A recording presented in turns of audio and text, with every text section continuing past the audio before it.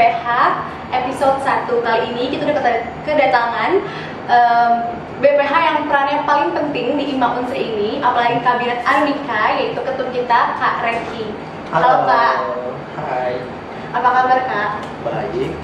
Baik. Iya. Ya, tadi kan aku udah spill dikit nih, ketum kita namanya Kak Reki.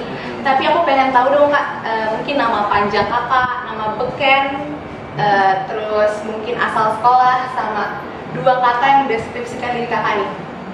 Oke. Kayaknya terlalu banyak pertanyaan. Jadi Oke, satu-satu dulu Kak. Satu dulu mungkin ya.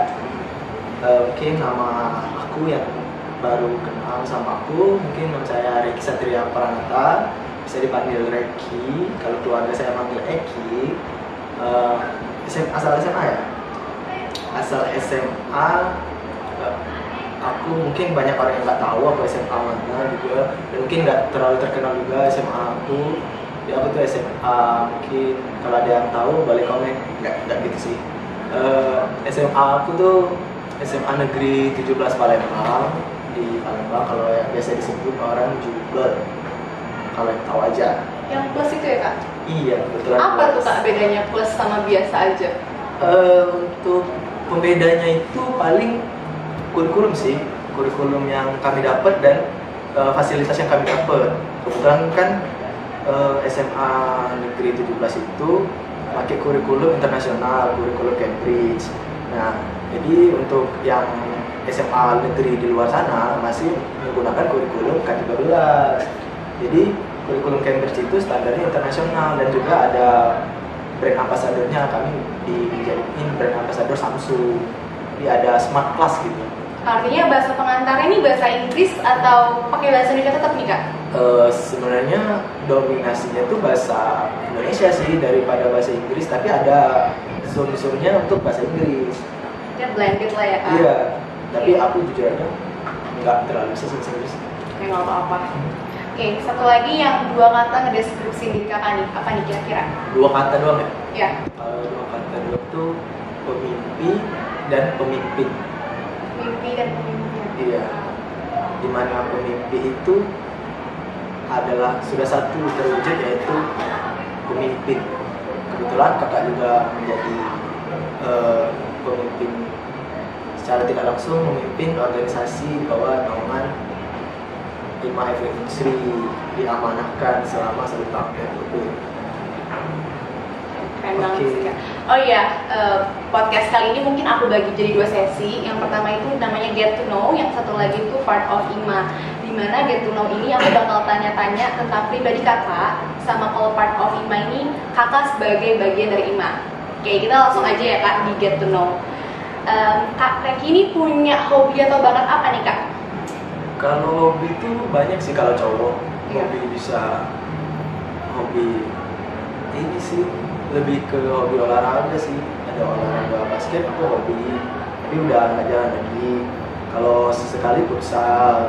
Yang paling seneng itu sih sekarang lagi seru main golf. Kalau hobi. Golf? Iya, golf. Di mana tuh Kak main biasa golf? Kalau sekarang sih mainnya di Bukit Golf, kalau tahu. Oh nggak tahu. Oh, nggak tahu. Di Nggak daerah tahu. di daerah apa tuh ya? Patau, sebelum Patau. Underpass Patau. Kalau seni-seni gitu mungkin? Kalau seni itu termasuk bakat ya jatuhnya saya. Iya. Kalau seni itu kebetulan kakak sih ada bakat dari keturunan, bisa nyanyi. Boleh dong, sebaris. Untuk sekarang sih kan kakak itu kan habis isoman ya, jadi nggak terlalu fit, jadi nggak terlalu pasti Tapi gemetar suaranya. Dari cara omongan emang kelihatan banget sih, suaranya bagus. Oke. Kalau sekarang nih kesibukannya lagi apa Kak? Kalau sekarang ngurusin ini sih, menata masa depan karena udah semester tua. Iya. Dimana kita udah punya goals untuk masa depan kan. Kebetulan aku tuh cowok tuh ya nggak mungkin bakal sendiri terus gitu loh. Yang pasti aku akan membina anak orang gitu kan. Iya dong. Iya. Udah ada Kak? Belum ada sih. Oh, belum ada. Jadi buat yang mau, oke.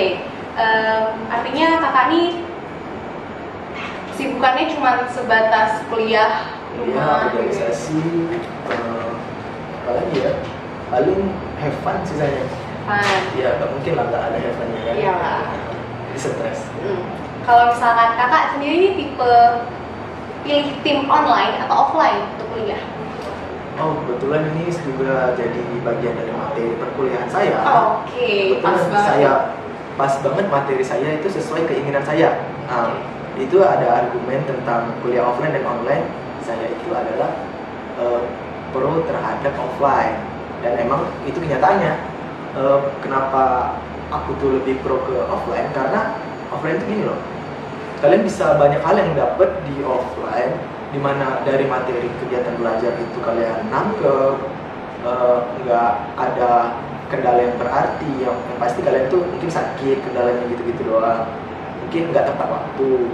Kalau online kan banyak tuh kendalanya, bisa aja kendalanya itu jaringan kalian atau di rumah kalian tuh nggak kondusif, itu kan banyak tuh. Dan juga kalau ngerasa kan nilai kakak tuh nggak terlalu bagus ya di offline dulu, kan dia sempat offline. Tapi dengan nilai yang tidak bagus itu tapi cukup memuaskan itu, menurut saya itu tuh ada value-nya loh. Bener-bener aku tuh memang pantas dapat segitu, karena emang aku tuh udah tahu materinya. Kalau sekarang ya, angka tuh kayak angka kosong doang, IPK kayak nggak terlalu berpengaruh, karena aku tuh nggak tahu materi apa-apa, jujur aja. Kebanyakan aku tidur. Tapi selama online ini IPK aman dong kak ya? Kalau IPK aman-aman aja sih. Udah belum pernah sih IPK gede kalau online gini. Cuman belajarnya emang gak efektif banget sih kak. Iya. Kan cuman PDF doang kita pantengin. Oke. Sama ini, aku penasaran, kenapa sih awalnya kakak pilih untuk masuk jurusan akuntansi? Oke, untuk jurusan akuntansi sebelumnya ini kan dulu kakak pernah podcast juga ya. Iya. Kebetulan kakak menjadi kandidat juga kemarin, jadi nggak ada nih bahasan seperti ini ke arah pribadi. Saya approach dulu kepada anggota PPSDM dan kepala-kepala PPSDM, karena sudah mengimprove lah, jadi yang hal yang baik itu yang dipertanyakan tuh menarik, nggak monoton. Tangan gitu kan segmennya. Nah, jadi apa pertanyaan tadi? Kenapa alasan alasan akuntansi? Alasan masuk akuntansi. Pertama jujur, aku tuh nggak terlalu tertarik sama kuliah. Aku nggak pengen kuliah. Alasannya mungkin? Alasannya aku fokusnya ke ikatan dinas. Dimana kan aku cowok. Aku cowok itu, aku nggak mau setelah kuliah itu kan kita harus nyari kerja dulu. Iya. Nah, kalau di ikatan dinas, kalau kalian udah selesai pendidikannya, dia langsung kerja, langsung ditarik sama apa instansinya gitu. Misalnya IPDN itu jadi PNS, aku kalau jadi polisi, aku jadi tentara, gitu loh. Karena ya mengingat juga orang tua kita nggak selalu sehat kan. Iya benar. Dan juga siapa sih yang nggak pengen ngebanggain orang tua? Dimana itu ada salah satu permintaan orang tua saya juga. Lagi gratis ya kak? Nggak bayar kan, kalau kuliah kan bayar tuh, kita sumbangan sampai 7,2. Bukit. Jadi artinya alasannya karena masuk akuntansi? Sudah alasannya itu pilihan untuk kuliah gitu. Diarahin juga? Enggak diarahin. Kebetulan aku di sekolah kan, mungkin di sekolah kamu juga gini kan, ada lintas minat tuh. Nah, ada lintas minat, dimana kalau kamu IPA lintas minatnya IPS. Nah, aku kebetulan ekonomi lintas minatnya. Oh, kakak IPA? Saya IPA. Aku IPA, kemudian aku dapet lintas minat tuh pertama di kelas 2 itu 2 lintas minat, bahasa Inggris dan ekonomi. Yang kedua itu di kelas 3 cuma 1 bolehnya khususannya, itu ekonomi. Kebetulan aku terpincut lah dengan akuntansi. Ada ya yang terpincut akuntansi nih? Iya, ada sekolah. Apa namanya, kayak kalian tuh lihat, seru nih kalau kayak gini. Angka semua seru kak? Kan jurnal? Nggak berpatok sama angka sih, kita tuh sebenarnya kita tuh cuma masukin data doang sebenarnya. Nggak balance tapi pusing kak? Iya benar. Benar dong. Iya. Jadi alasannya emang karena minat? Iya, karena minat. Kalau untuk kuliah sebenarnya yang paling diinginkan itu bukan kuliah gitu, tapi jalan takdirnya kuliah. Oke. Betul baik ya kak. Oke, sama ini aku mau nanya, kakak ini kan saya bilang salah satu calon pelaku ekonomi atau mungkin udah sedikit berkecimpung lah. Kakak punya nggak sih bisnis online atau mungkin offline di luar sana? Dulu pernah punya just tip. Kan di Palembang tuh kan ini ya, aku lihat pasar lah ya. Karena aku sebagai dari pelanggannya juga, customernya dari apa Just Tip, ini kenapa tak aku bikin Just Tip sendiri gitu kan. Ya itulah, karena basic saya itu sudah ekonomi ya, terdidik dan terdoktrin di ekonomi, jadi cuman gitu terus pikirannya. Nah habis itu udah tuh ada kebetulan itu partneran sama sepupu saya sendiri yang di Jakarta. Nah tapi karena tiba-tiba langsung diserbu sama pandemi, dimana minat orang untuk belanja tuh agak menurun kan, karena menurunnya juga penghasilan setiap orang dan banyak juga PHK, jadi menurun. Tapi meningkat juga sih sebenarnya belanja online itu tidak menggunakan Just Tip, tapi kebetulan banyak orang lebih ke all shop langsung. Iya, karena all shop tuh gila-gilaan banget kan promonya, sampai berapa kali nggak ada ongkir gitu. Oke, benar-benar. Oke, sekarang lagi mandek lah ya. Iya. Tapi nanti next mungkin mau dilanjutin? Mungkin kalau ada kepikiran pengennya tuh untuk sementara waktu ini ada bikin coffee shop sih. Udah banyak sih. Di mana tuh Kak? Kemarin udah survei di daerah apa tuh Andung, daerah coffee shop Andung di belakang-belakangnya itu kan, itu banyak yang rumah-rumah dikontrakin. Tapi kebetulan itu kan nggak bisa kita sendiri kan, saya budget mahasiswa ya, jadi nggak memungkinkan dengan adanya input saya mengeluarkan output yang segede itu untuk bikin usaha sendiri, jadi nggak bisa independen, jadi harus partner. Oh, artinya kakak nih bisnis ngikutin tren juga ya? Kan sekarang lagi banyak banget nih coffee shop, kayak kemarin aku lewat situ coffee shop, situ coffee shop. Bukan ngikutin tren sih, karena kalau ekonomi itu tahu pasar pasti. Tapi Kak, ngerasa nggak sih Kak, kalau kebanyakan coffee shop nih malah makin apa ya? Nah, ya kan? Itu aku punya konsep yang berbeda kemarin. Apa tuh? Kebetulan konsepnya mungkin aku spill aja ya, nggak tahu ada yang mencuri ide aku atau enggak. Kebetulan di Jakarta nggak ada sih coffee shopnya. Coffee shopnya itu beneran ini kan coffee shop tuh gini-gini minimalis, estetik gitu kan. Kalau aku tuh bukan ke coffee shop yang ngopi-ngopi. Kita tuh bakal kopi ada, tapi kan aku nggak pecinta kopi nih. Aku nggak pecinta kopi, jadi menurut aku usaha yang sesuai aku suka gitu, bisa aku konsumsi juga. Dimana itu ada minuman koktail dan mocktail. Nah, dimana kan condong orang Palembang ini udah arah Bandung Jakarta nih, kebetulan apa kiblatnya udah Bandung, ya? ikut Bandung Jakarta. Gue tuh pernah nongkrong di Jakarta apa lah gitu Pak. Dia tuh konsepnya pantai, tapi coffee shop banyak. Nah, Palembang belum ada kan? Iya, Palembang masih minimalis. Iya, minimalis doang kan. Tapi banyak Kak. Kalau di Jakarta, karena tapi pasar aku kan di Palembang, bukan daerah di Jakarta. Tapi bisa lah ikutin konsep Jakarta. Oke, sama ini dong Kak, sebutin 3 good sama 3 bad things selama kuliah di akuntansi ini. 3 good and 3 bad Thanks. Harus 3-3 atau itu tuh? Boleh dong 3-3. Oh, 3-3. Badnya dulu ya. Badnya itu kuliah di akuntansi itu nggak semudah yang kalian bayangkan. Iya, dan juga jadi orang akuntansi itu harus teliti. Itu backsnya tuh karena cowok tuh nggak terlalu teliti kan. Kakak tipe yang teliti? Enggak juga. Enggak, aku nggak teliti. Aku harus di-trigger dulu buat bisa teliti gitu. Jadi itu minusnya aku, kenapa kekurangan aku di akuntansi itu. Apalagi ya bad things yang ada di akuntansi itu mungkin tugasnya banyak mungkin atau? Ya, tugasnya nggak seefektif itu loh ngasih tugas, karena cobalah lebih ke nggak menyarankan para dosen ya nih, tapi cobalah lebih ke kami tuh jangan dikasih jangan dikasih PR, tapi dikasih latihan gitu, kasih latihan yang memang kita langsung kerjain, kayak di kelas kan langsung kerjain di papan tulis, di omongin itu. Kebetulan dosen senior kayak gitu semua. Jadi kita tahu kan batas pemahaman mahasiswa itu kayak mana gitu. Itu minusnya kalau di online juga itu kan, termasuk ke topiknya di online juga. Kalau apa? Nggak, artinya kurang inovatif lah ya. Ini yang lainnya. Iya, namanya juga daerah Sumatera ya. Kalau kecuali kita di daerah Jakarta yang metropolitan, Becky rasa mindset orang situ tuh berbeda pasti. Itu ada di mindset orang sih, mindset setiap orang. Dan cara mereka membawa itu senyaman mungkin. Benar-benar.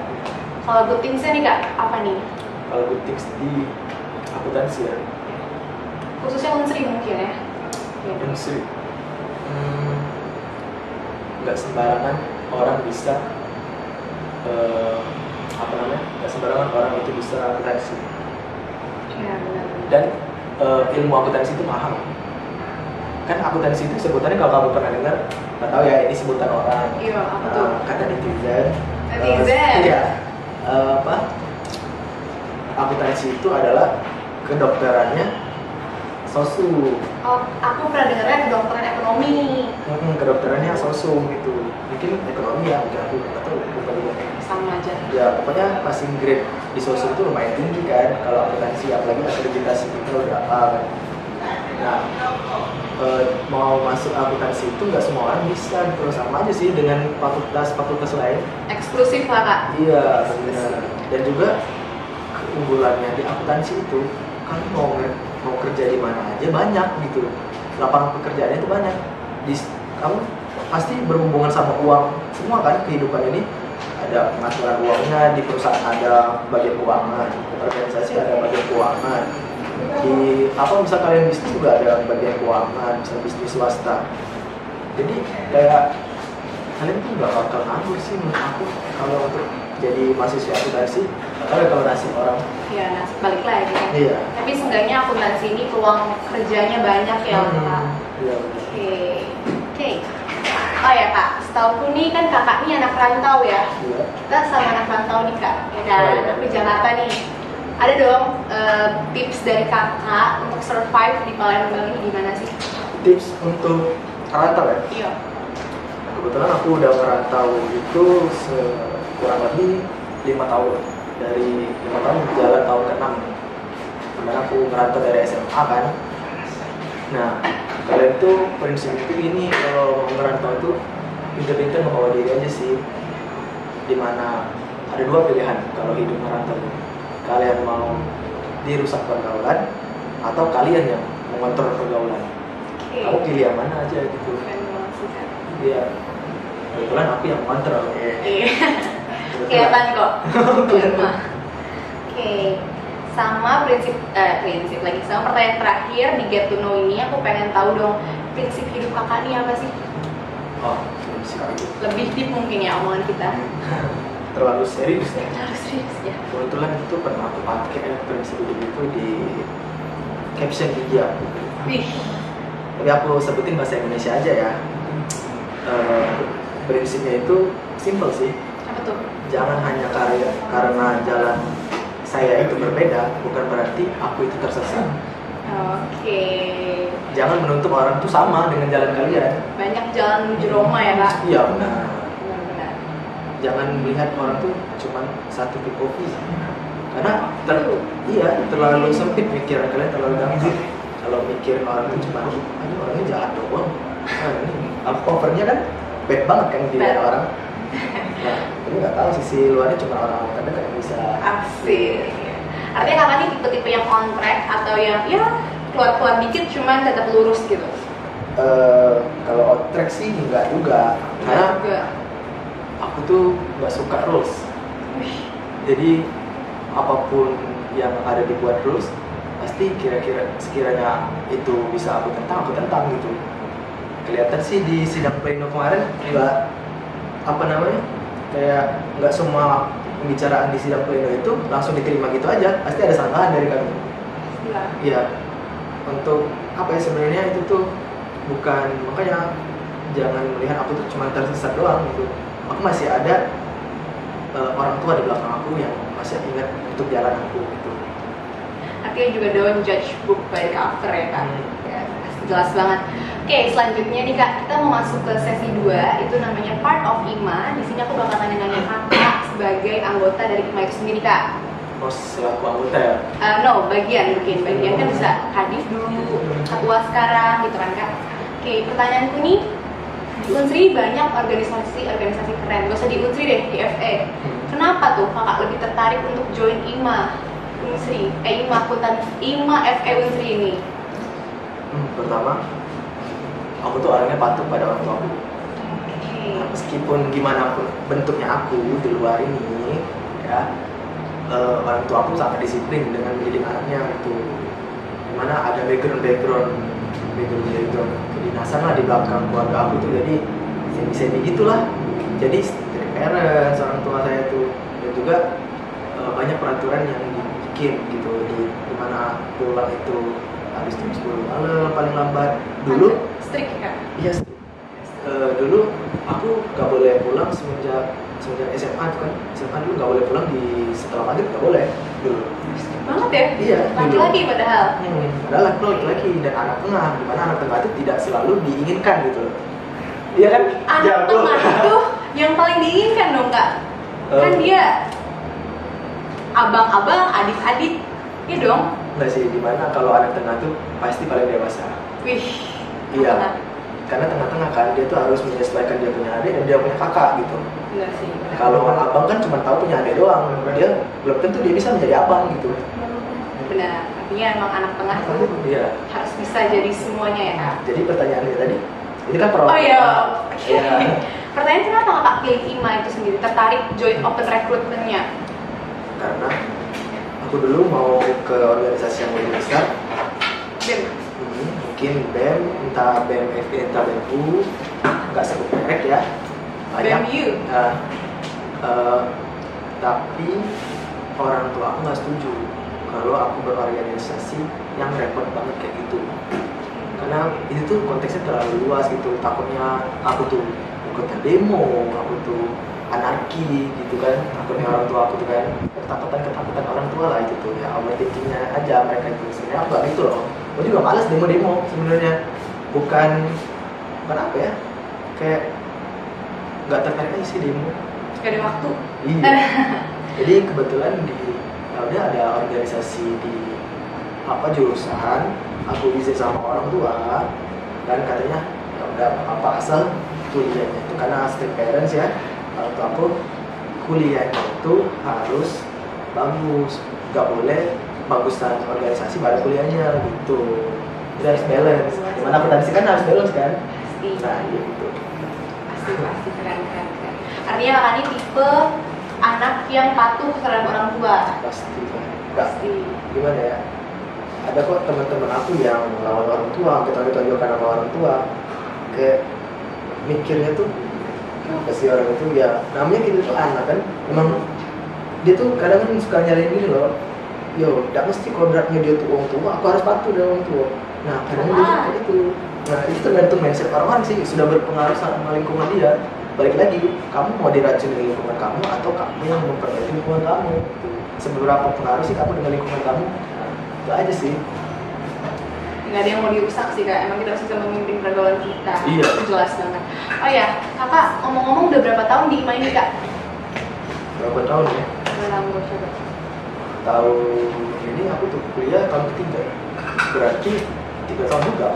Oh dari kelas dari semester 2. 2 ya benar.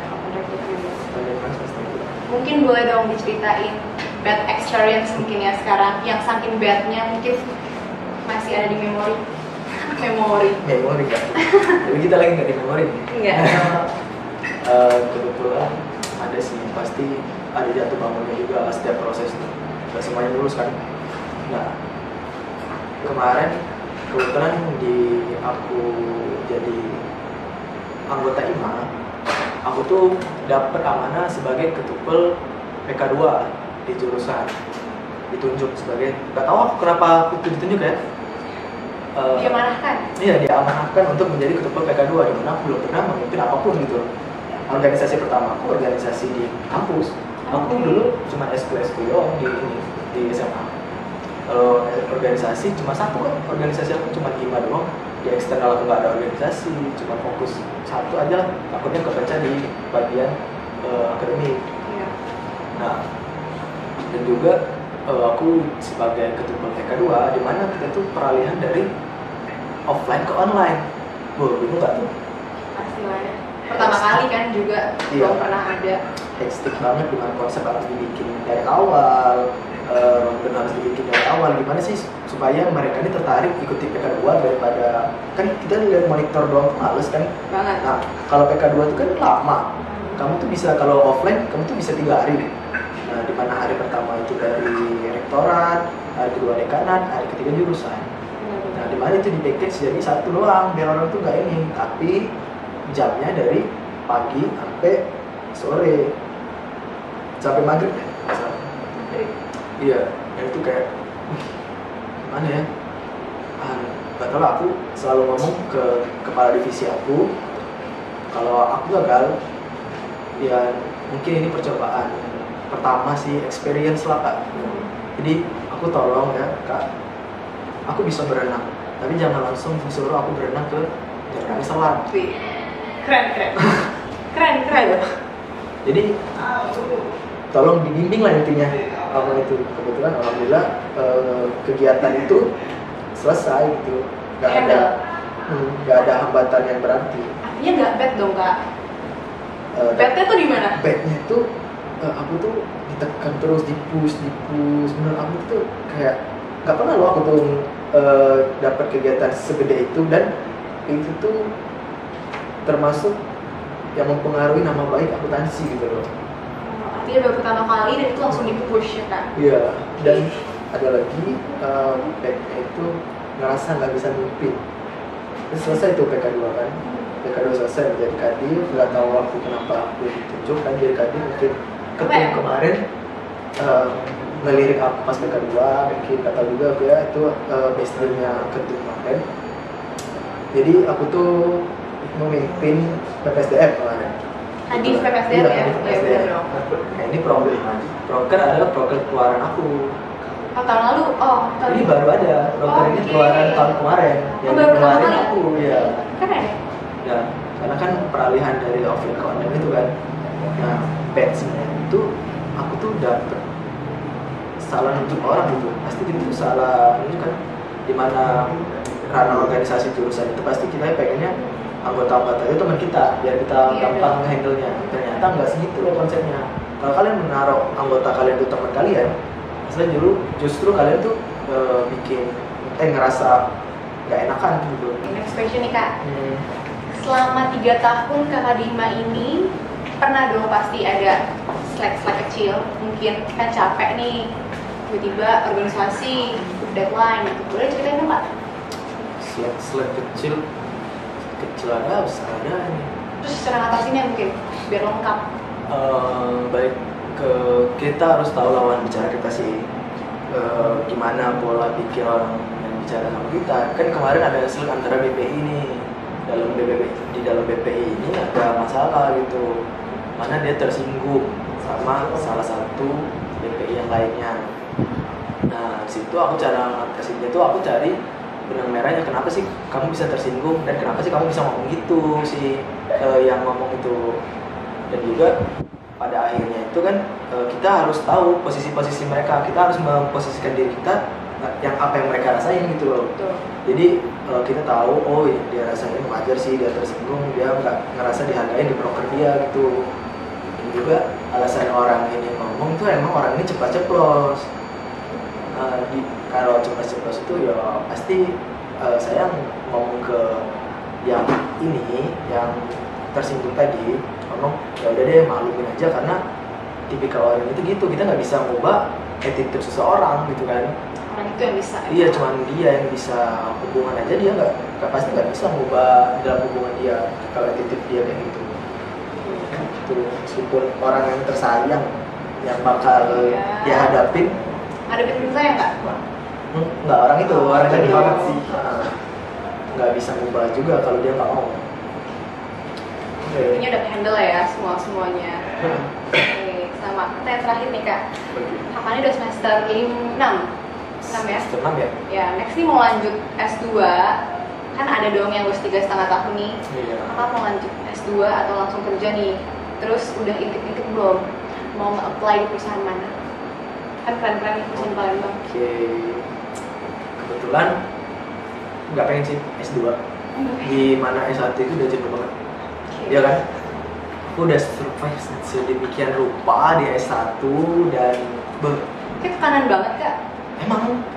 emang kalau mau S2 jangan di kalau mau S2 tuh belum ada kepikiran untuk sekarang ya, karena dimana S1 aja itu udah sulit. Memang di generasi kita itu S1 sekarang udah setara untuk SMA kalau mau apply kerja. Nah kalau enggak sih kak, D3 lah, SMA kayaknya. Iya, ada tergantung opini masing-masing lah gitu ya. Iya, oke, lanjut kak. Jadi aku sih masih balik ke masih ada hubungan di pertanyaan awal tadi, di perkenalan aku masih mau ikatan dinas sih. Dimana setelah ini ada perwira sumber sarjana, insya Allah aku mau daftar.